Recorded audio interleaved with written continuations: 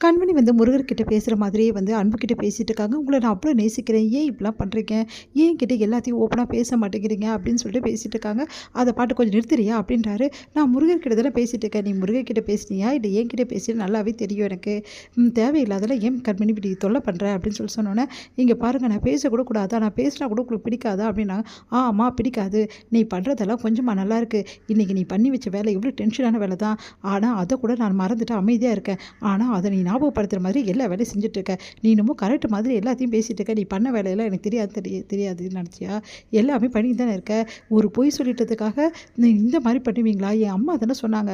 உங்க அம்மா சொன்னாங்களா? சொன்னதெல்லாம் நீ தானே எனக்கு நல்லாவே தெரியும். தேவையில்லாதெல்லாம் பேசிட்டு இருக்காது. என் வாயை கிளறாத. வேலையை பாரு கண்மணி எனக்கு டென்ஷன் ஆகுது." அப்படி சொல்லிட்டு தூங்க போறாரு. இங்க கண்மணி மனசு கஷ்டப்பட்டு அழறாங்க. இங்க வந்து ரொம்ப சந்தோஷமா இருக்காங்க. பாட்டி எல்லாருமே வீட்ல. எப்படி கண்மணியை வந்து எல்லாம் முன்னாடி திட்டினா. இதுக்கப்புறம் அந்த பக்கமே கண்மணி போக முடியாது. அவன் ஆஃபீஸ் பக்கம் போகணும்னு நெனச்சா கூட போ முடியாது. ஏன்னா, எல்லா முன்னாடி கண்மணிய அந்த அளவு வெளுத்து வாங்கிட்டான். இதுக்கப்புறம் எப்படி எல்லாரும் ஸ்டாஃப் எல்லாம் அவள மதிப்பாங்க? அதனால கண்டிப்பா இதுக்கப்புறம் அங்க போகவே மாட்டா. அப்படி சொன்னோனே, எல்லாருமே வந்து ரொம்ப சந்தோஷமா பேசிட்டு இருக்காங்க பாட்டிக்கிட்ட. இங்க வந்து மயூரி, அதுக்கப்புறம் மத்தவங்க எல்லாருமே பேசிட்டு இருக்காங்க. இங்க வந்து என்ன பண்றாங்க, ரொம்ப வருத்தமா இருக்காங்க கண்மணி. அப்ப வந்து கண்மணிய பார்த்துட்டு, "அத்தை" அப்படி சொல்லிட்டு குழந்தை வந்து கூப்பிடுறான். "என்னப்பா?" அப்படின்னு சொன்னோனே, "அத்தை எனக்காக நீங்க ஏன் அத்தை அப்படி பண்ணீங்க? எல்லாரும் உங்கள திட்டுறாங்க பாருங்க. உங்கள ஒரு மாதிரி பேசுறாங்க அத்தை." அப்படின்னோனே, "பரவாயில்லடா நீ போய் விளையாடு" அப்படி சொல்லிட்டு போறாங்க. இங்க வந்து கண்மணிலாம் வந்து வேலைக்கே ஆவமாட்டா அப்படின்ற மாரிலாம் வந்து அன்பு வந்து பேசிட்டு இருக்காரு அவங்க தம்பிக்கிட்ட. "அத்தை எனக்கு கேக் செஞ்சு குடுக்குறீங்களா?" அப்படின்னு சொல்லிட்டு அந்த சின்ன பையன் வந்து கேட்குறான். அதுக்கு வந்து "கேக்கா? சரி நான் பண்ணி குடுக்குறேன்." அப்படின்னோனே, "நீ ஒண்ணும் பண்ண தேவையில்ல. ஏற்கனவே இருந்த கேக்க உடைச்சு இங்க நாஸ்தி பண்ணிட்ட. இதில வந்து கேக் வேற பண்ணி தரேன்னு சொல்லிட்டு இங்கேயும் ஏதாவது பண்றதுக்கா? ஒண்ணும் தேவையில்ல." அப்படின்னு சொல்லிட்டு அன்பு சொல்லிட்டு போறாரு. அத கேட்டுட்டு வந்து, "சரி அவர் கோவமா இருக்காருடா. நான் அப்புறமா பண்ணி தரேன்." அப்படின்னு சொல்றாங்க. உடனே அந்த குழந்தை கோவமா வருது. நேரா போறா. ஆமா அப்படின்னோனே, "என்னடா? என்ன வேணும் உனக்கு?" அப்படின்னோனே, இங்க பாருங்க அந்த கேக்க உடைச்சது வந்து அத்தை ஒண்ணும் கிடையாது. நான் தான் அந்த கேக்க தெரியாம தள்ளி விட்டுட்டேன்." அப்படின்றாங்க. அத கேட்டுட்டு வந்து, "என்னடா சொல்ற?" "ஆமா நான் தெரியாம தள்ளி விட்டுட்டேன். அதுக்காக பனிஷ்மெண்ட்டு கண்மணி அத்தைக்கு கிடைச்சிடுச்சு. தயவுசெய்து என்ன வேணா பனிஷ்மெண்ட் பண்ணிக்கோங்க. ஆனா அத்தைய வந்து திட்டாதீங்க.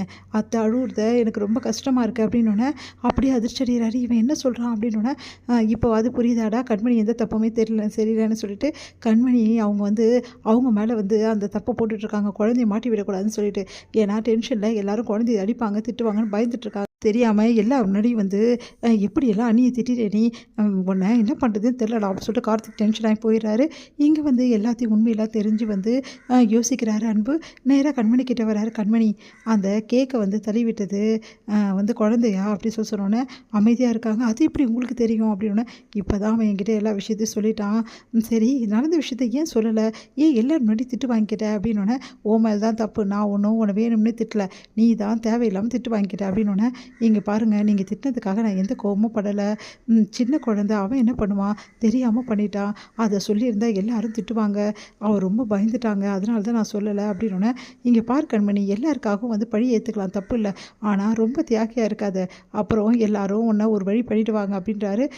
பரவாயில்ல விடுங்க. சின்ன குழந்தை தானே." அப்படின்னோனே, "நீ இப்படி நினைக்கிற. எல்லாம் முன்னாடி உன்ன நான் திட்டிட்டேன்னு சொல்லிட்டு இப்ப எனக்கு தான் தேவையில்லாம கில்ட்டி ஆகுது." அப்படின்னோனே, "நீங்க எதுவும் வந்து டென்ஷன் ஆகாதீங்க. உங்க மேல எனக்கு எந்த வருத்தமும் இல்லங்க. இருந்தாலும் எனக்கு கில்ட்டியா ஃபீல் ஆகுது. எல்லாம் முன்னாடி உன்ன திட்டிட்டேன்னு சொல்லிட்டு." "சரி, சரி திட்டினதுக்கு சாரி." அப்படி சொல்லிட்டு போறாரு. அத கேட்டுட்டு கொஞ்சம் அன்பா தான் பாசமா தான் சாரி சொல்லலாம்ல. மூஞ்ச உம்முன்னு வச்சுன்னு சொல்லிட்டு போறாரு. அப்படின்னு சொல்லிட்டு கண்மணி மனசு கஷ்டப்படுறாங்க. அன்பு போறத பார்த்துட்டு.